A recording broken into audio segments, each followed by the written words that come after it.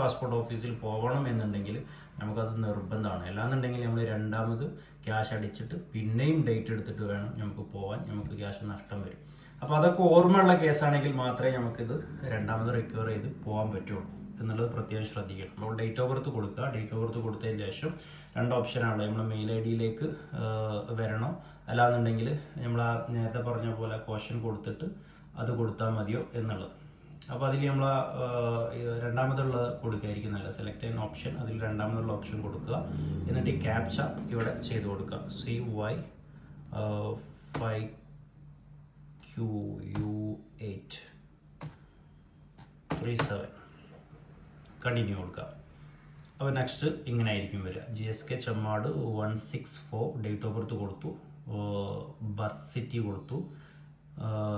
Birth city ഏതാണ് എന്നുള്ളത് നമുക്കറിയാം. നമ്മൾ എവിടെയാണോ അടിച്ചിട്ടുള്ളത് അത് നമ്മൾ ആദ്യം രജിസ്റ്റർ ചെയ്യുമ്പോൾ കൊടുത്ത പോലെ തന്നെ സ്പെൽ ഔട്ട് മിസ്റ്റേക്ക് ഇല്ലാതെ ഇവിടെ അടിച്ചു കൊടുക്കുക.